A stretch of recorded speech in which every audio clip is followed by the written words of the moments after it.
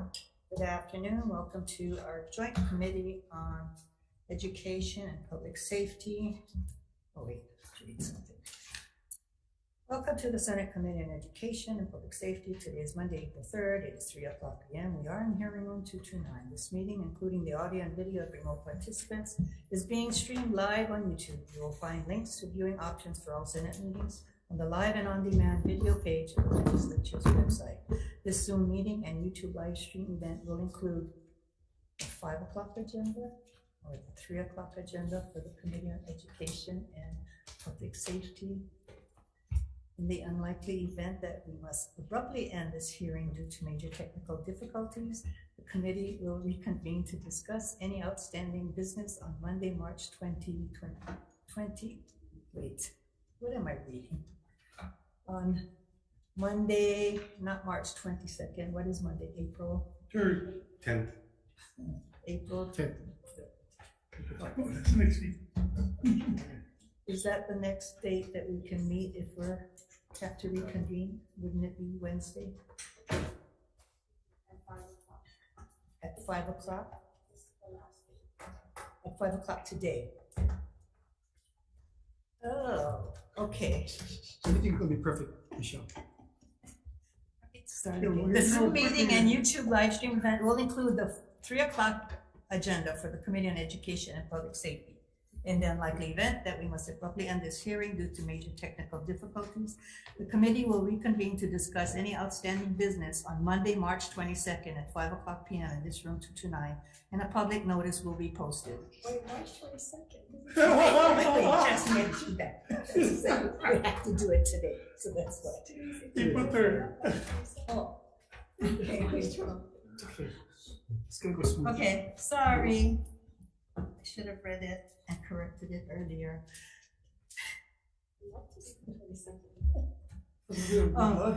To discuss, we will reconvene to discuss any outstanding business on Monday, April 3rd, 2023 at 5 o'clock p.m. in room 229, and a public notice will be posted on the legislature's website. I'd like to take this time to remind our testifiers that due to time restrictions on our hearings, we will be limiting testimony to 1 minute per testifier per bill. For people participating remotely, please remain muted and video disabled until shortly before it is your turn to testify. When I call your name, unmute yourself and your time will begin. After your minute is completed, staff will mute you so that we can move this hearing along in an orderly and efficient manner.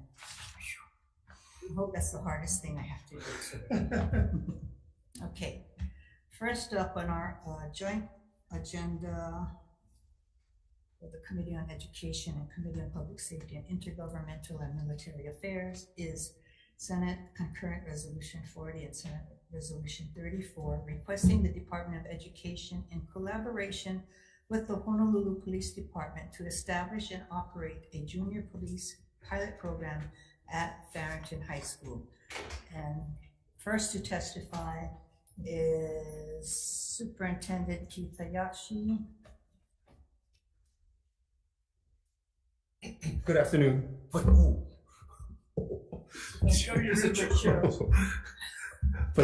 Chairs, vice chairs, members of the committee, Raymond Fujino on behalf of the superintendent and the Department of Education, we stand on our written testimony offering comments.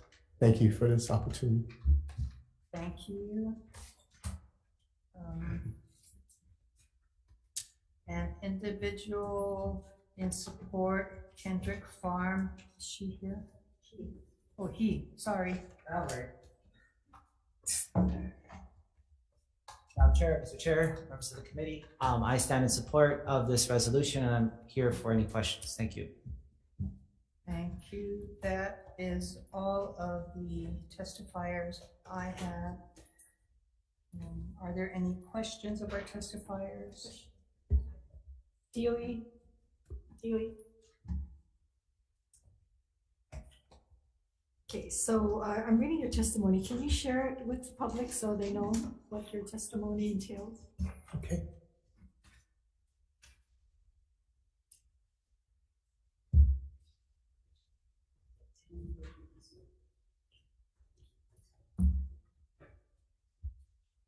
Sorry, I just have the talking points. I didn't. You can tell me talking points. Okay. On the pilot program, we feel it would be difficult for to initiate and sustain without the expertise and support of the Honolulu Police Department. So I think that would be key, and as well as appropriated funding for the program. I don't think this is a normal kind of curriculum that you know one of our teachers can take over. So I think if we have the proper partnership and appropriate funding, I think we could do it, but that'll be an integral part of it. Okay, so have you ever had an interaction with the police department regarding something like this? No, we haven't. No.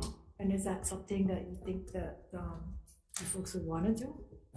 I'm not sure. Yeah, I was trying to connect with Principal Carganella if this was, you know, a program that he initiated, but I could not. No, I think it came from the neighborhood board, recommendation of the neighborhood board. Would there be space on the campus for such? Yeah, I'm not sure. I'm not sure like how detailed this kind of training, because when the title came out, Junior Police, it was assigned to us because our driver traffic safety education program, you know, our RT Jan Meeker does the JPO field day and does pedestrian safety. But when reading the resolution, it seems like a kind of like a police prerequisite, yeah, a training program for potential police candidates. And yes, that's something, you know, I think would have to be done at a higher level than Do you think that's something that could be done at the community college? Yeah, I think because isn't the age of a police officer, you can't go straight from high school, right? You need to have. I have no idea. Yeah, I think it's I would think it's 21. 20. Yeah, it's not 18, right? No, 21, because you can't carry one gun under 21. Oh, Okay. Okay, thank you very much. okay. Oh, just again. Oh, sorry, I'm only joking. Oh, Chair, can Ray. Oh, sorry. Trying to fall down this time, man. The only reason why it's interested me, I just was talking to Senator Kadani because I remember Farrington and Campbell had I don't think it was called the police. It was called what was being said here, junior police or police cadet at the time, and they had programs and the police. I don't know if they still do it now, but they used to wear all very, very light blue clothes, and they used to have the patch, and they did that.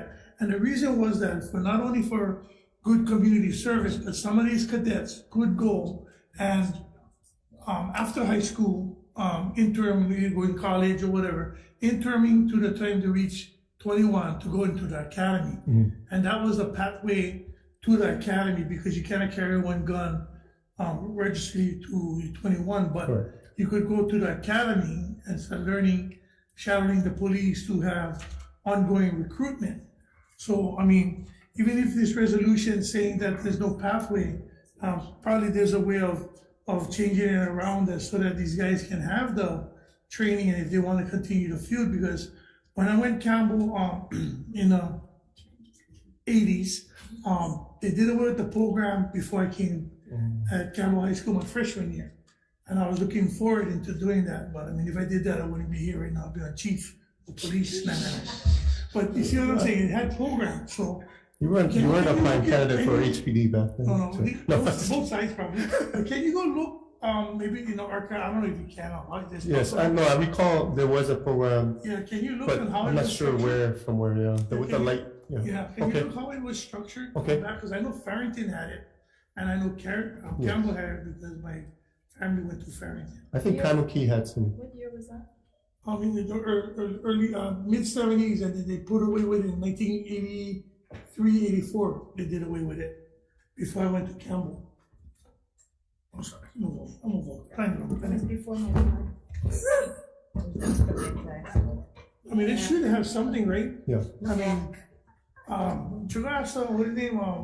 McCartney, the assistant chief before, he used to lead that before. Okay. He retired already, but yeah, John McCartney. Okay. Try to ask him, because I remember we talking about that too. So I thought Farrington still had the program.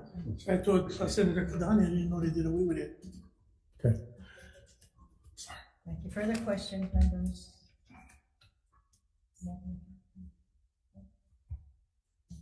Okay.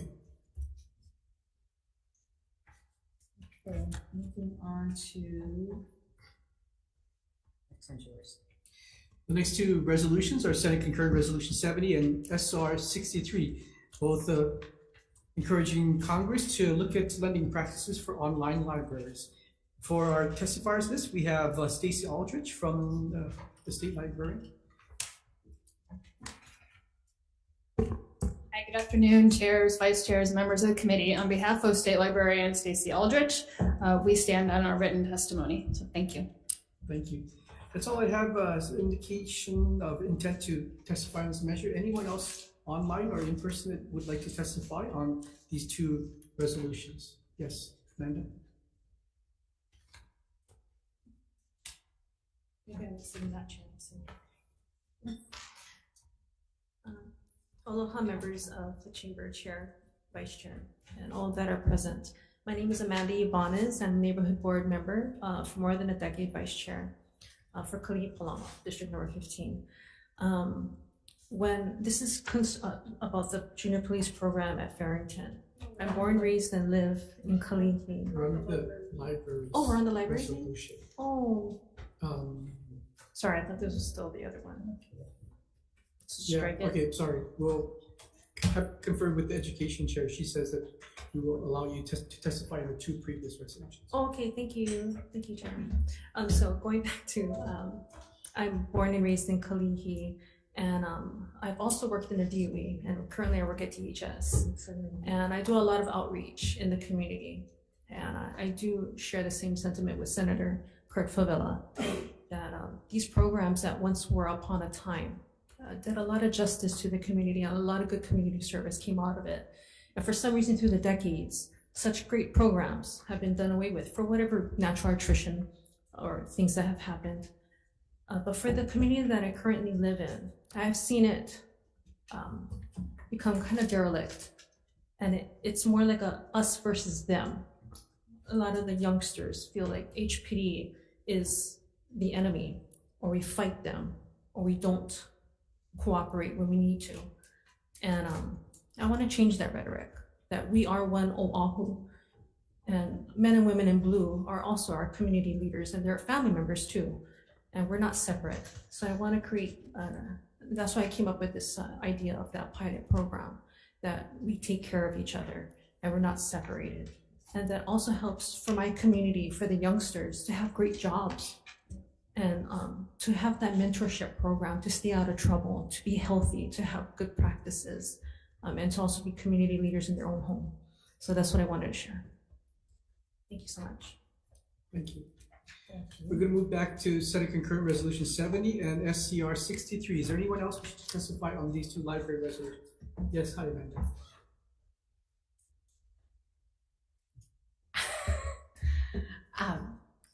I was wondering if I could request the same Sorry, clearance yes, we to open the door. testify. Can you keep it to 1 minute though? Okay, yeah, okay. So I'm going to be testifying in support of the Junior Police Pilot Program.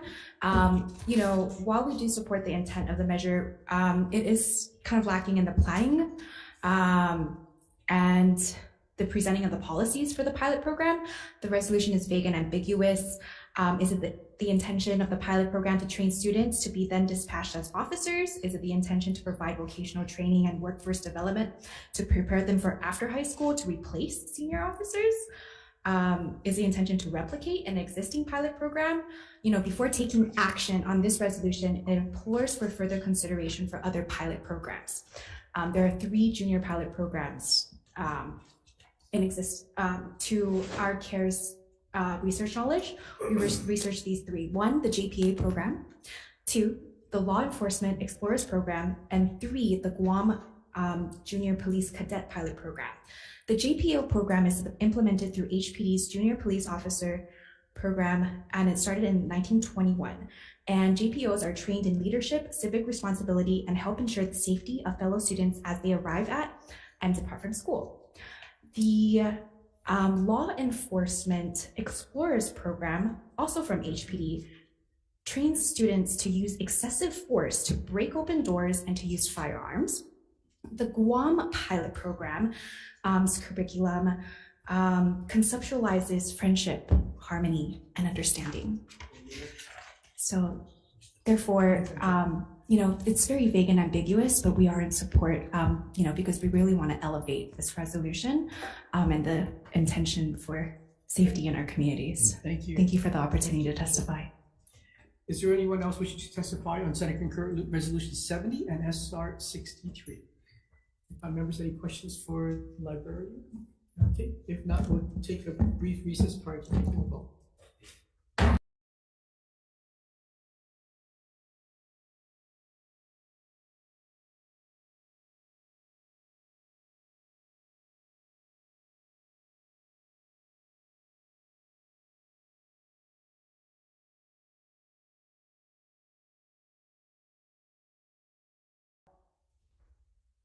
Reconvening the joint committees on education and public safety and intergovernmental and military affairs. The chairs have discussed SCR 40 and SR 34, and we would like to pass out these resolutions with a change, and the change would be requesting the Honolulu Police Department in conjunction with the Department of Education to establish and operate a junior police pilot program at DOE high schools. Any questions on that recommendation? If not, pass with amendments. Chair votes aye. Chair votes aye on Senate concurrent resolution 40 and Senate resolution 34. Chair votes aye with pass with amendments. Vice Chair votes aye. Senator Kanuha. Aye. Senator Richards. Aye. Senator Favela. Aye. 5 ayes, recommendations adopted. For PSM, same recommendation to pass these two resolutions with amendments. Any discussion? If not, Senator Elefante, I vote yes. Okay, Chair votes aye, Vice Chair votes aye, Senator Fukunaga. Aye. Senator McKelvey. Yes. Senator Awab. Aye. Mr. Chair, recommendations are adopted. Thank you. On the next resolution, Senate Concurrent Resolution 70, urging Congress to amend the federal copyright law to explicitly protect current lending practices for nonprofit online libraries. The two chairs have conferred and would like to pass this measure out as is. Any discussion? If not, Senator Elefante, I vote yes. Okay, of the 5 members present from Public Safety and Military Intergovernmental Affairs, any no votes or votes with reservations? Hearing none, Mr. Chair, recommendations adopted. Thank you. And for the Committee on Education, same recommendation. Chair votes aye. Chair votes aye on Senate concurrent resolution 70, passed unamended. Any reservations? Any members voting with opposition? Hearing none, 5 members present, recommendations adopted. Thank you. That concludes our. Yeah, we're adjourned.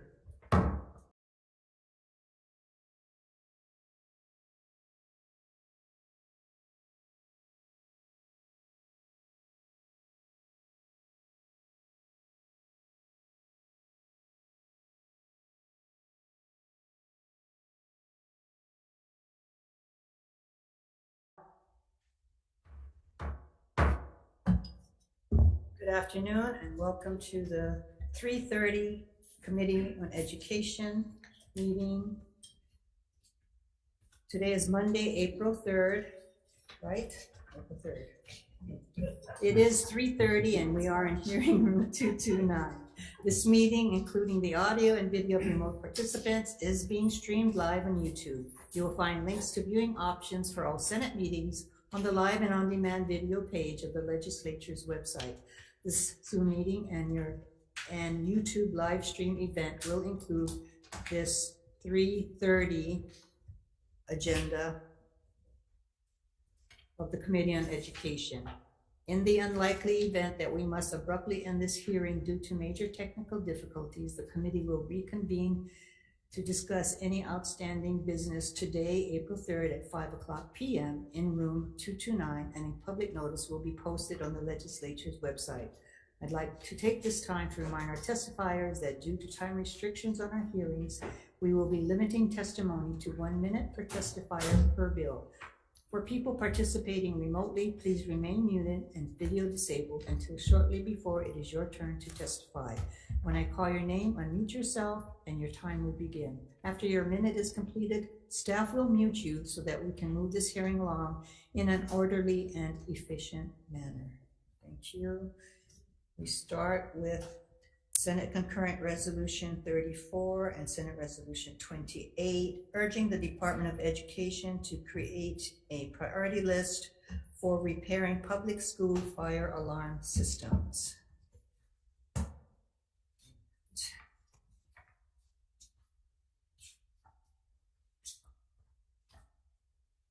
To testify, Kurt Otagura. Oh, Kurt, here's white.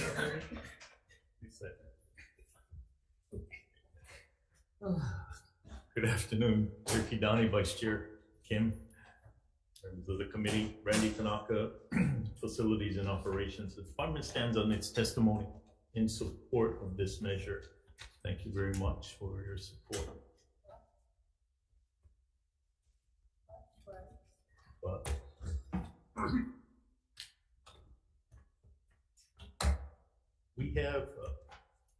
we have a number of schools, about 40, that the fire alarm systems are in 3 stages of either critical, poor, or fair.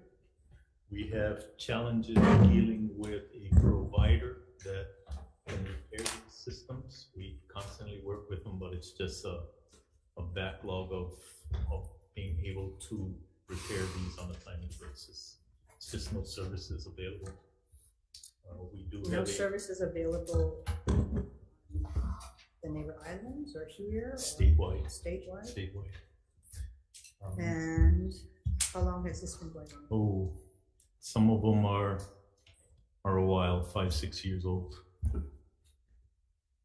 We have a protocol, what is called a fire watch protocol, that each of the schools have a system. Because the alarm systems fail, there's a protocol that they follow in case we do have a fire situation at these schools in particular. So we have a backup plan. What is that backup? Primarily it deals with staff if there's a fire, and then there's an announcement, a PA system that goes out to our classrooms, asking the staff and students to evacuate. And if we can manage that fire with our own extinguishing protocols, we try to manage it. But concurrently, it's a 911 call, fire department and police department. Questions? Any other questions? So you put down there'll probably be about $68 million to fix. So have you ever had the funds? The funds for this? Yes. Oh, it's a repair and maintenance, comes out of the repair and maintenance priority, the lump sum that you give us. Mm-hmm. You're So how welcome. much money in the past have been allocated to? I've got to get that for you, Senator. Okay, and so have you folks looked at alternatives?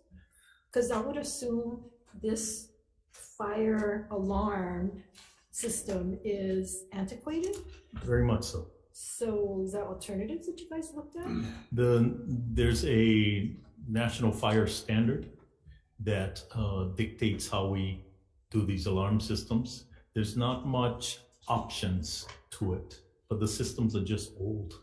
That's the problem. They're obsolete. But is That's it the only point. here or is this nationwide or what? I'm not sure about nationwide, but just getting the services to get that accomplished is difficult, or has been difficult. Well, you would think in this age of digital that we would be able to do an alarm system that wouldn't cost this kind of money.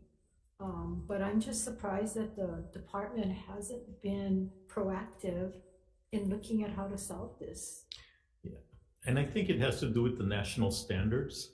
One would think a wireless system would work, but it has to home run back to a system at the main office, and that system alerts the fire department. So if we have to rewire, it's all got to home run back to that box, so to speak. How do you home run now? It's all hardwire. Yeah, I know, but if it's not working, or Oh. if it's not, And and you have a backup, the backup is what? It's the fire watch using really staff and the audible systems. Right, so you're already not using what the standard is that is required of you. When you pull that box, that pull station, it automatically home runs and goes automatically to the fire department. So when you have a false pull, you've got to call the fire department to let them know it's a false alarm. If not, they will respond. It just automatically rings back to them. Right, so you're saying the system is not working. If I pull the alarm now at one of the schools, is that working? In these 40 schools, they're not working. Yeah, so if they're not working, and are you following a policy that is acceptable, the national standard that you're required to follow? Yes, it's a fire watch standard that we comply to both nationally and locally with the fire department. Okay, I'm just having a hard time understanding that the system is obsolete and you're following a secondary type of standard, which to me, a newer kind of system would probably be better than your alternative. Right? But the secondary standard is something that nationally schools have also. It's a manual system, a Right, fire right. watch system. Basically, you have the automated system and the manual system. So until we fix these automated systems, we follow the fire watch manual system. So is there any thoughts or any possibilities that something else will come up to replace current automated systems? What I'm exploring is really to train our own people to fix these, sending them to the fire systems that are sold so we can repair it ourselves. Right now, we're waiting on a professional or a company to fix the systems. That hasn't been as, I would tell you, it's not successful at all because we're waiting on the repairman to repair our stuff. I think we have to train our own people to do it. And no other company, alarm system company, like Home Alarms, none of them can do it? I'm not sure, Senator, but I will check on that. When I, in another life, when I was at the convention center, we had the same problem. You know, the fire alarm systems were just not at the level of adequacy. So you bring in all these other contractors to try to fix it for you. It's not only the audibles, but the light systems that all gotta, and you test it and test it and you test it all the time. So the fire department, they must know that you guys have the issue and they don't have a resolution either. No. I'm surprised that they don't have part-time jobs fixing fire alarms. Yeah, I think it's a little more technical. Not that the firemen aren't technical, but it requires some specialty equipment. And when when the audibles go out and when the strobes go out, it takes a different kind of skill set. So in the meantime, is there any thought of using what homes use, those types of fire alarms? I'm not sure, Senator. The magnitude of a home alarm system versus a school that has 40 or 50 classrooms may be a little more complex for a home system to manage. Well, I would think that Something's the better. alarm would go off, and it's probably better than, depending on a person running to the building to tell you that, oh, there's a fire, evacuate. And it's probably like $20 a pop, but if you guys are going to EDU buys it in bulk, I'm sure you can get it much. Yeah. My greater concern is in the evenings or at night when we don't have staff there, that a fire occurs. That is highly problematic for us. Nobody's gonna pull the button. Yeah, nobody's there. That's where probably, hopefully the neighbors will hear it, or somebody at the fire station will hear it, be called, and they will come. But I mean, luck is not a strategy, but we've been fairly fortunate at this point that we haven't had the kind of magnitude of fire. As you can imagine, in the older schools or the rural areas where most of the buildings are wood, becomes highly problematic for us. But that's not the preponderance of the buildings that we have, that the fire alarm systems are not working. Yeah, I think though the department should do a little bit more research and see if nationally this is an issue, and are there other solutions that can come up with. I will tell you, I have signed off on about 6 or 7 work orders to fix the system. So it's not like we're not proceeding. It's just we can't get a contractor to do 30 or 40 tomorrow. There's just not enough contractors to do it. But we will continue to explore other options. Thank you. Thank you. One more question. So one of the whereas clauses says the National Fire Protection Association Life Safety Code, commonly known as NFPA 101, requires school to have functioning fire alarm systems. And so if you don't have a functioning fire alarm system, then what? You guys get fined, or you folks put on probation? What happens? Nothing? I'm not, I can't give you an answer for that right now, Senator, but I will find out. Okay, because it says here that King Intermediate School in Kaneohe has not had a working fire alarm system for 7 years. Konawaina Elementary School been out of service for 2 years. So it sounds as if, yeah, this is something that has just been ignored.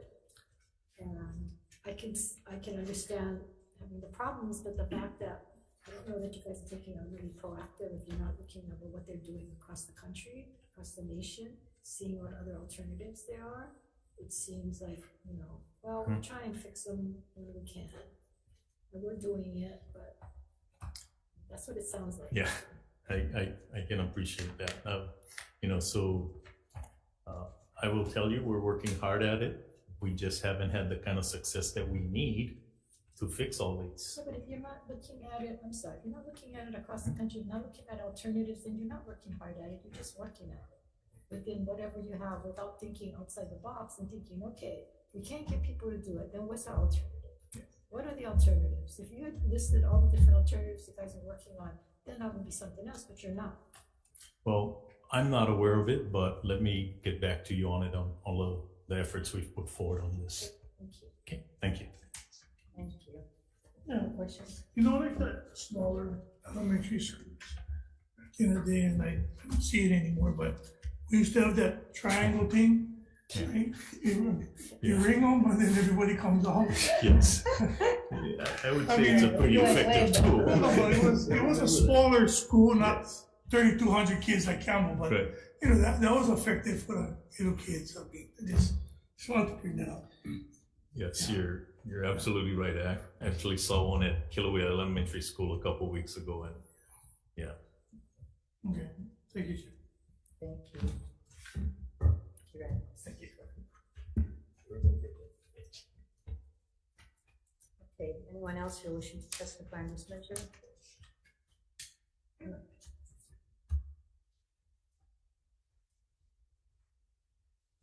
I'm not sure why you never sign up to testify. I have to manage like 500 things, so. Yeah, so do we. Testify. But, yeah. I'm just saying that in the future, if we get really busy, we may not be able to call you, so go Okay. ahead.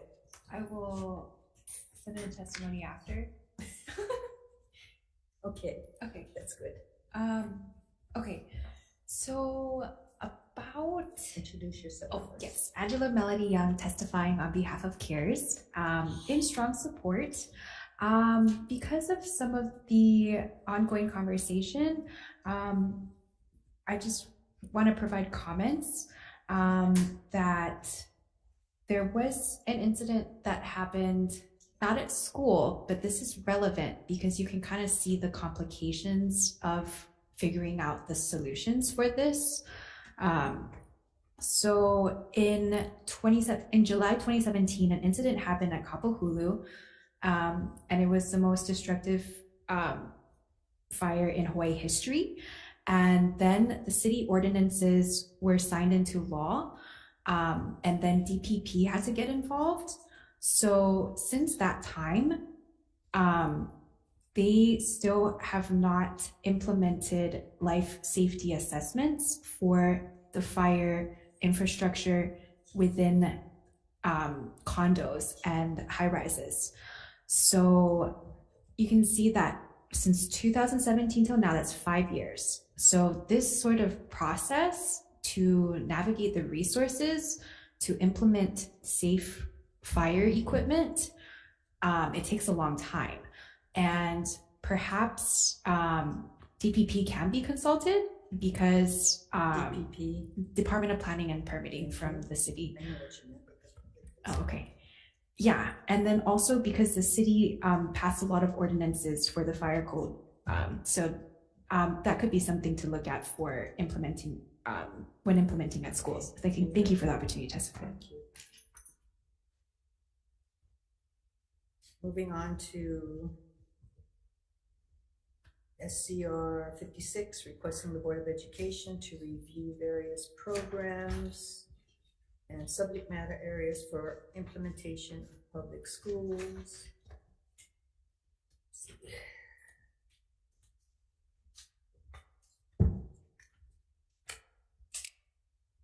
We have only one person scheduled to testify, Danson Honda.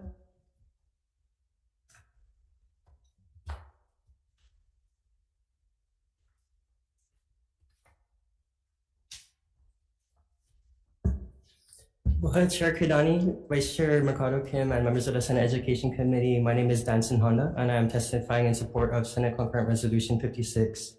My passion for financial literacy, which is one of the things identified in this resolution, began due to overcoming personal financial struggles and eventually becoming a homeowner, which I credit to financial literacy. Beginning last year, I testified at Board of Education meetings, urging the board to take action. During this process, I also learned about the history of previous financial literacy efforts.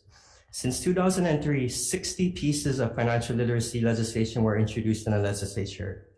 Some of them passed, which designated April as Financial Literacy Month. It established 2 financial literacy task forces, and it has repeatedly urged action.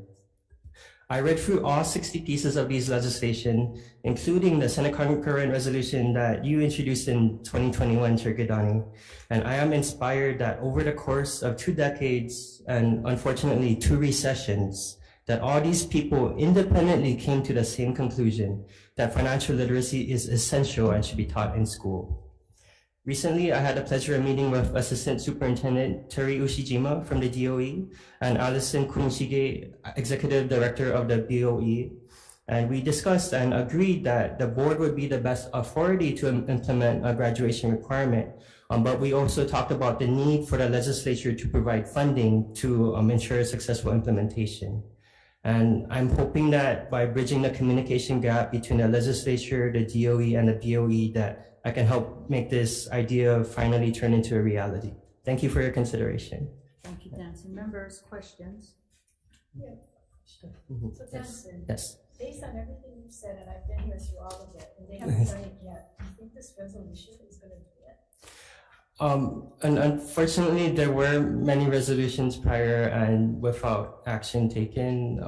So as I mentioned in 2021, Senate Concurrent Resolution 152, it urged the BOE and DOE to coordinate with DCCA to implement a financial literacy graduation requirement.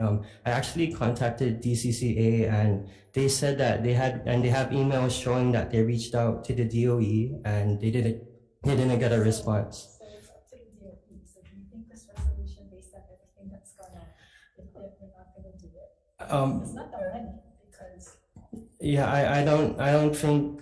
And I talked to organizations such as Next Generation Personal Finance, and they actually offered a grant for the DOE to implement it, and they still didn't do it. So unfortunately, I don't think this alone would be enough to urge action.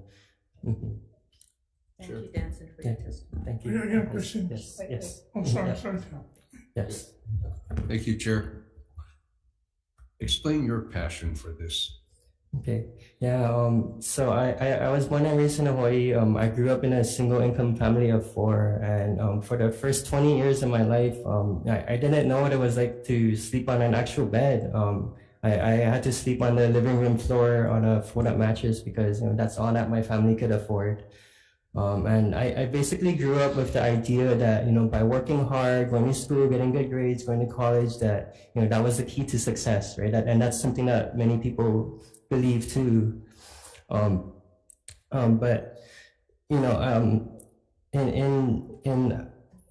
in high school, I became involved in student government, and I began interacting with people from all walks of life.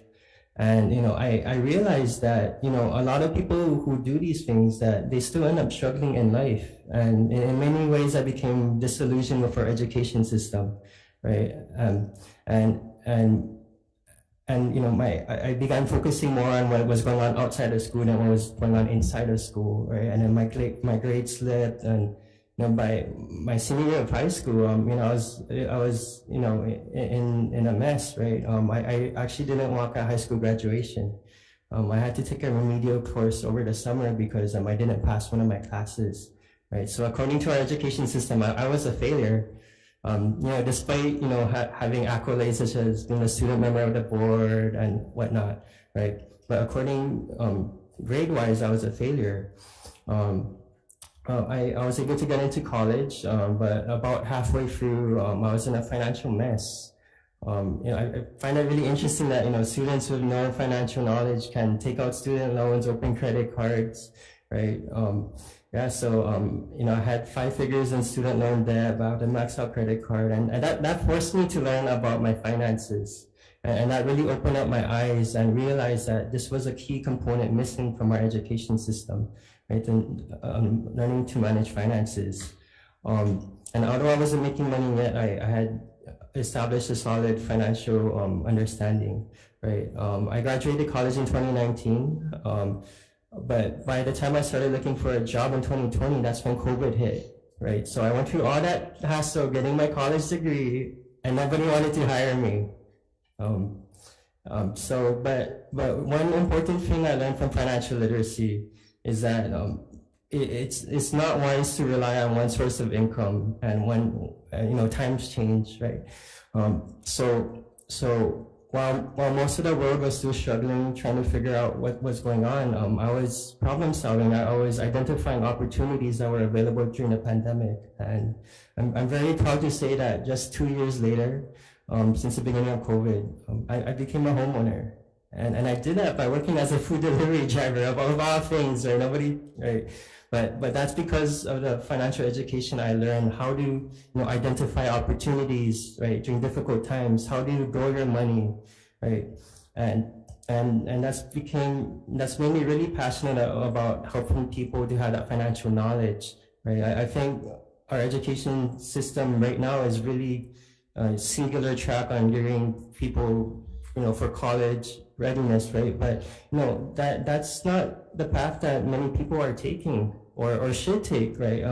I was in student government in college too. I was a student body treasurer, and honestly, I don't think a lot of people should have been there. Like, just financially speaking, it wasn't a wise choice, right? So,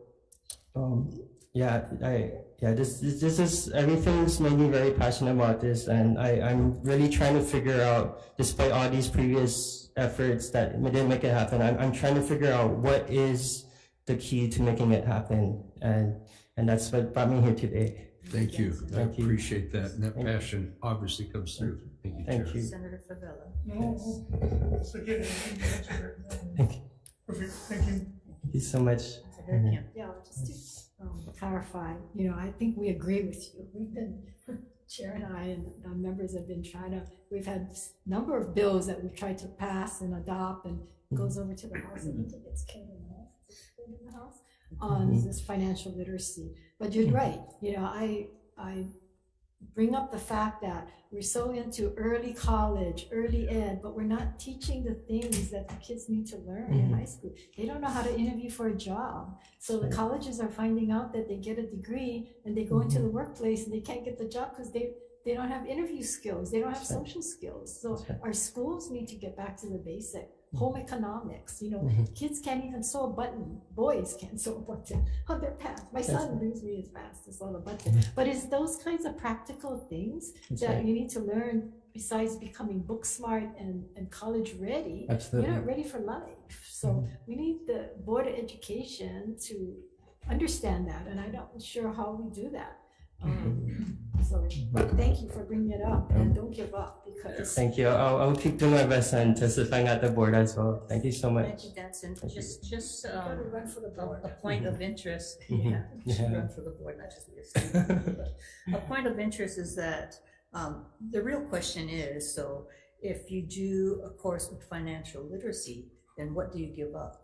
What curriculum do you give up? Because there are so many hours in a day, so Yes, that's right. many classes in a day, right? Yes. So if it makes any of us feel any better, this is an issue that the board is now looking at, and they are going to have, my understanding, and I wish Chair Voss was here, they are going to form a committee to look at this issue and the curriculum and grad requirements.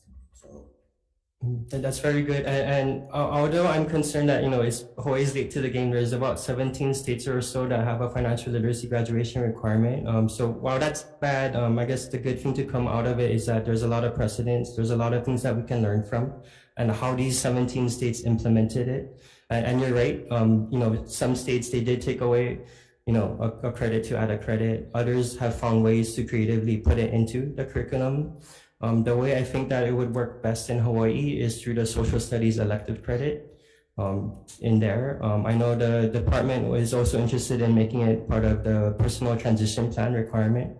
Right? So there are different ways to make this happen without making a sacrifice in other areas. Yeah, and we can learn from the precedent set by other states.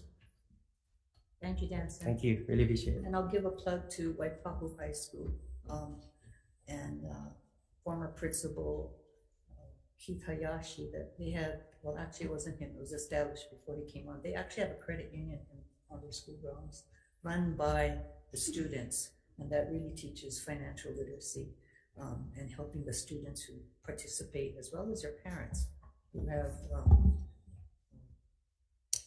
are participating in that credit union. I don't know Thank where you. the class of parenting on stock market, you have to follow stocks, and so that's how I learned how to invest in the stock market. I guess that was before my time, because it wasn't when I was, yeah, after my time. So sorry. Okay, moving on to SCR 161 and Senate Resolution 187, requesting the Department of Education to rename Noelani Elementary School to President Barack Obama Noelani Elementary School in honor of United States President Barack Obama. And to testify,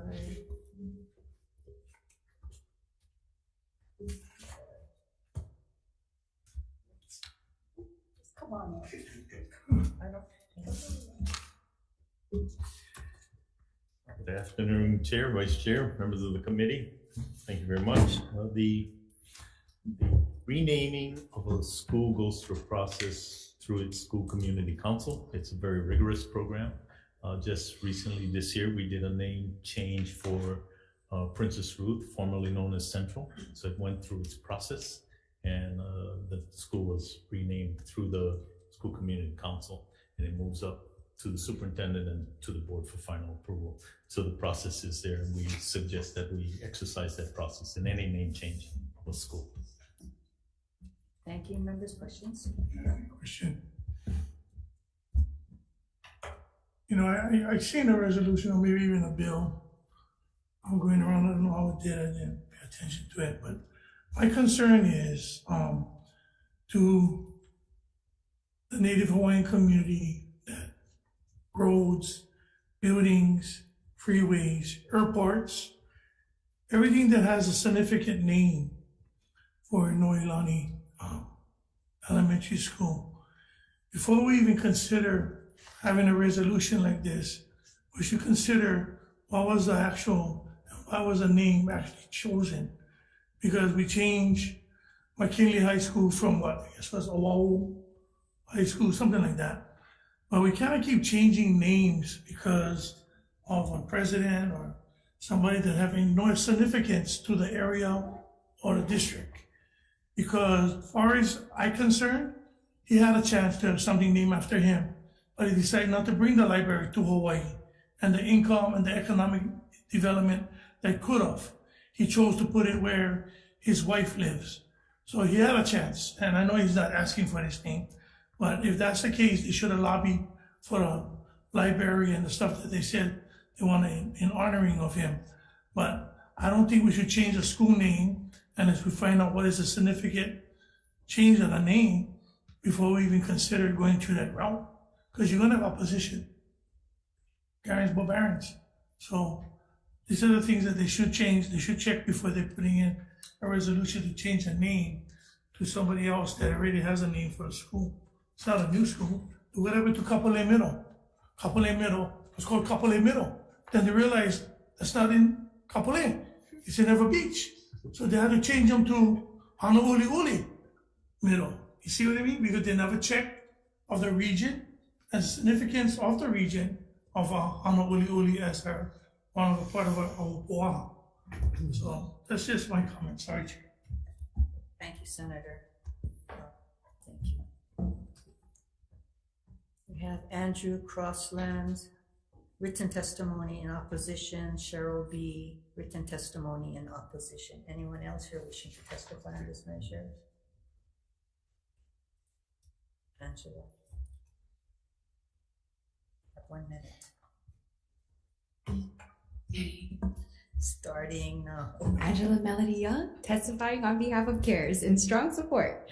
Obama served as the 44th president of the US. His story is the American story, values from the heartland and middle class upbringing and a strong family, hard work and education as the means of getting ahead, and the conviction that his life so blessed should be lived in helping others. When Obama was elected president, there was no other African American presidents to be in the office. The framers of the Constitution always hoped that our leadership should not be limited to Americans of wealth or to those of privilege, subject to the prejudices of their time. Many of them owned slaves. Most of them would not have foreseen an African American president. In 1988, Obama went to law school, and then he joined a small law firm specializing in civil rights. He coordinated with churches to improve housing conditions and to set up job training programs in the community. And therefore, we are in support of the resolution. Thank you for the opportunity to testify. Thank you, Angela. Members, questions?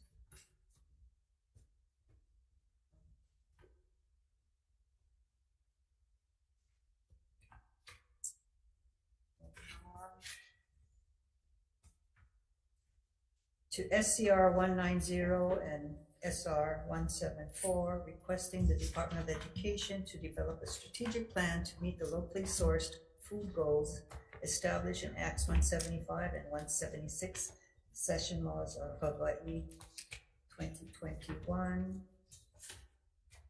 Testify Micah Munikata, Lupono Initiative.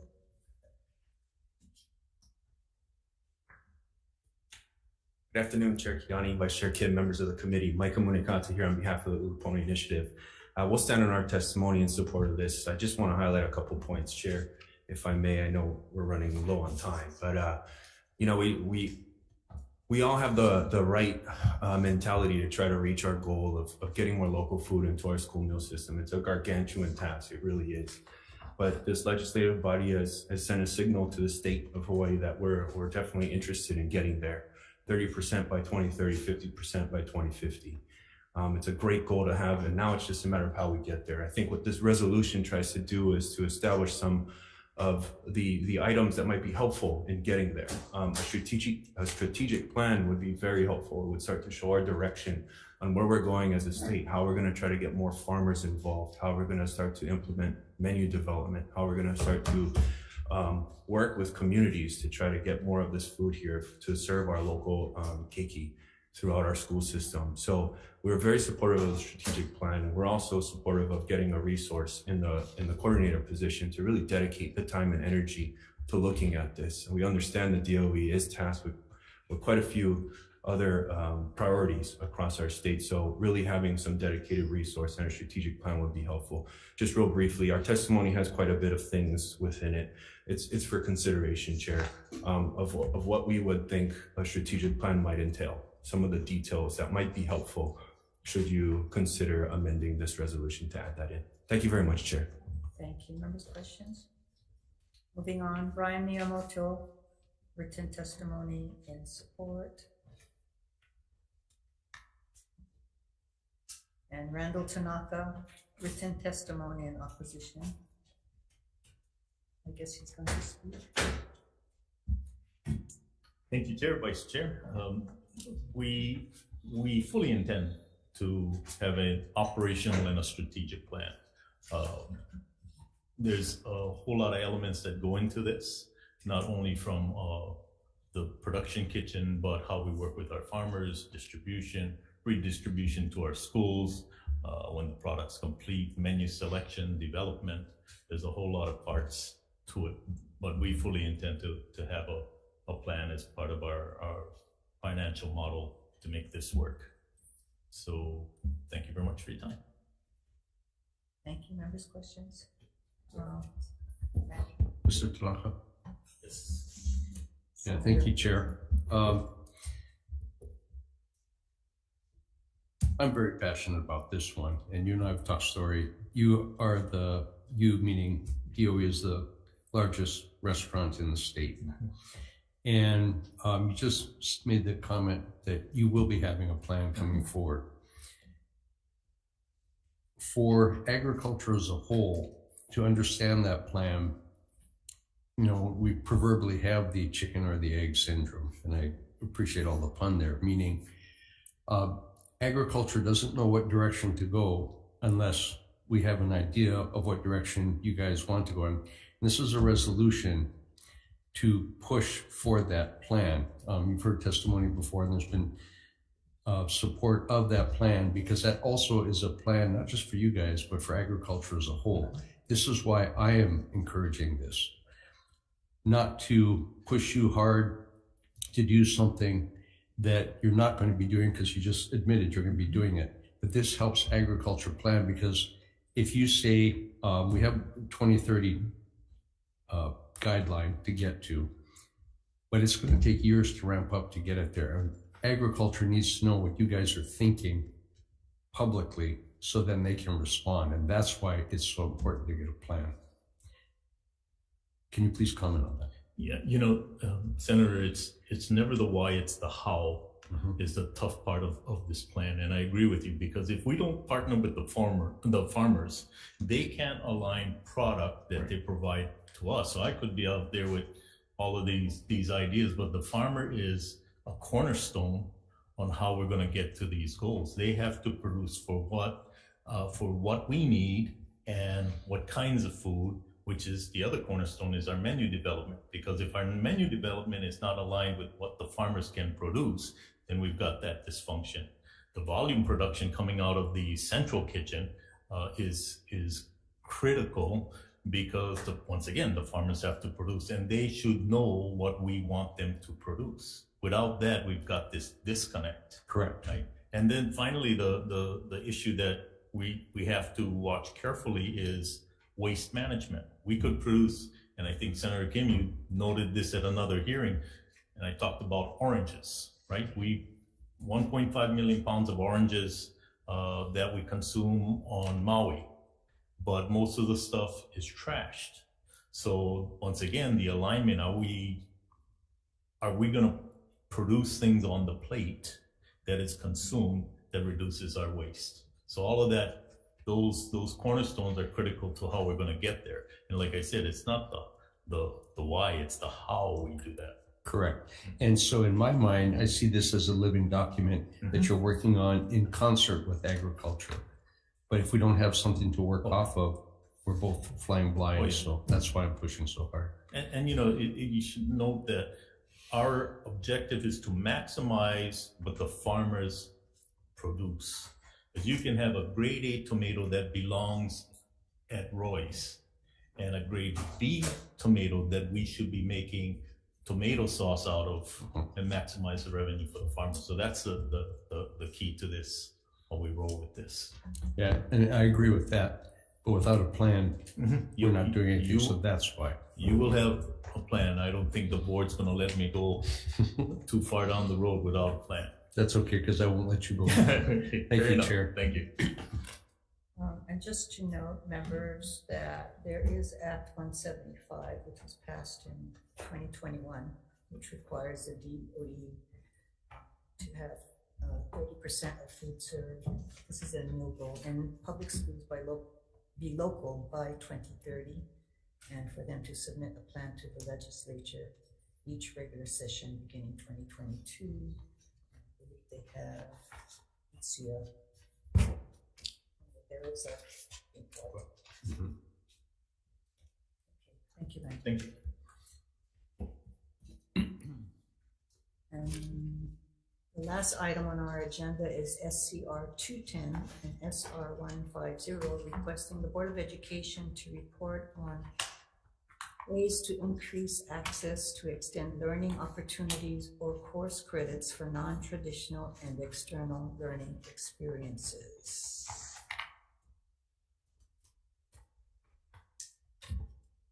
Testify, David Miyashiro, Hawaii Kids Can.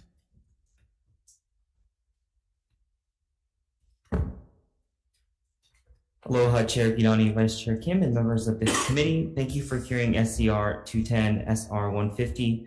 Hawaii Kids Can stands on our written testimony in strong support of this resolution with a few quick notes. So imagine that you are in the greatest school in the world. What would you see? Most likely an abundance of opportunities so that learning can be completely personalized for each student. Also, world-class teachers with overflowing wisdom, knowledge, and lived experience. Lastly, the learning students did would give back to the surrounding community. Well, I'm happy to share that all of these elements exist in Hawaii right now, with the classroom serving as a community, or as the community serving as a classroom. Through nonprofits, employers, and local networks, there is literally no limit. This serves priorities like real-world learning and financial literacy. We talk about a teacher shortage, but we actually have abundant kumu in the community. Please move this resolution forward. Thank you. Thank you. Members, questions? Thank you. Also, a written testimony and support by Elizabeth Robinson. Is anyone else here wishing to testify on this measure?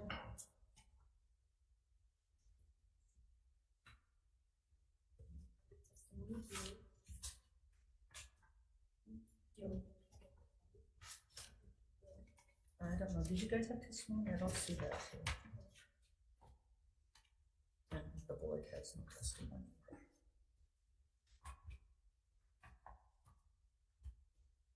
Okay.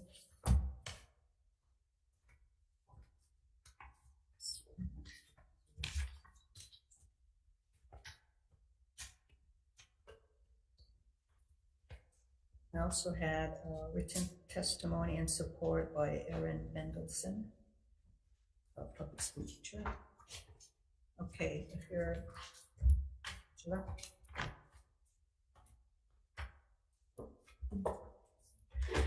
Thank you, Chair, Vice Chair Angela Melody Young, testifying on behalf of CARES in strong support. The Alternative Learning Program branch provides statewide support to schools and districts for the development, maintenance, and enhancement of the alternative learning programs, services, and support for students.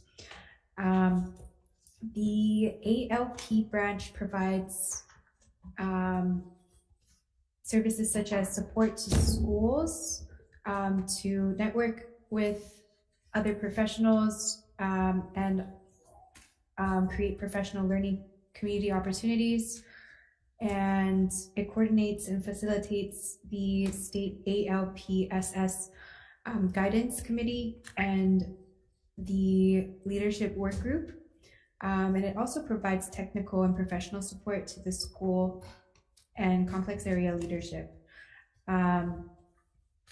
So ALPSS strives to provide supportive and nurturing environments that help students to grow, thrive, and to rise above adversity.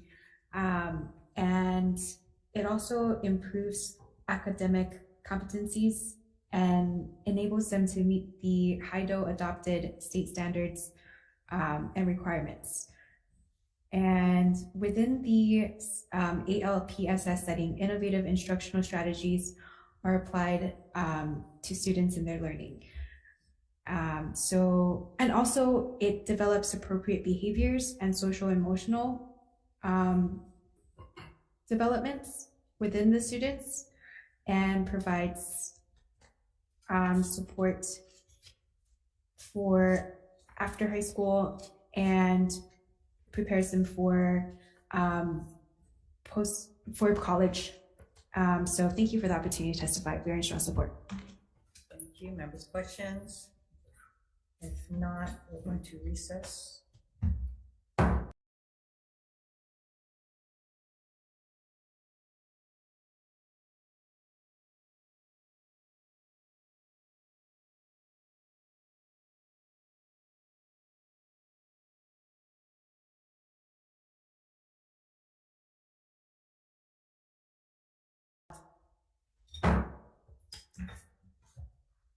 Resuming the Committee on Education.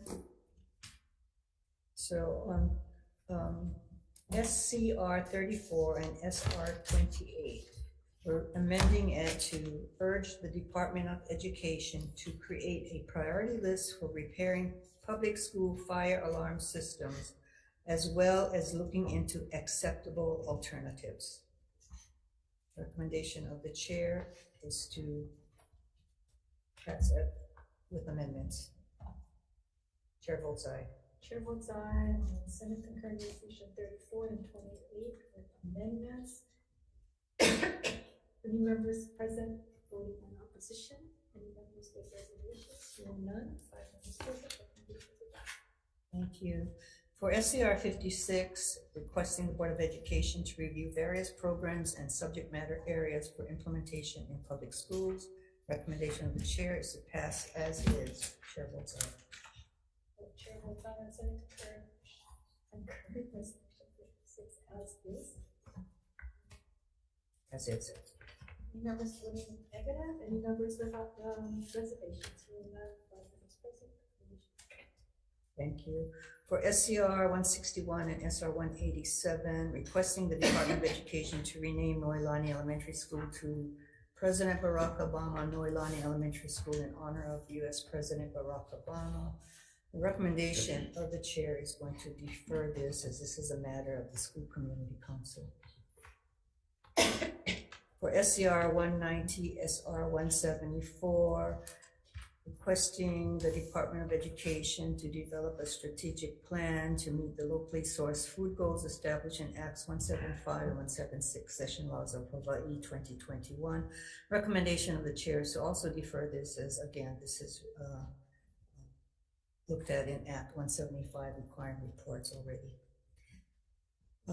For SCR 210 and SR 150, requesting the Board of Education to report on ways to increase access to extended learning opportunities or course credits for non-traditional external learning experiences. Recommendation is to pass as is. Chair votes aye. Chair recommends SCR 210 pass as is. Any member voting with reservations? Any member voting in opposition? Hearing none. 5 members present. Thank you. That concludes our meeting.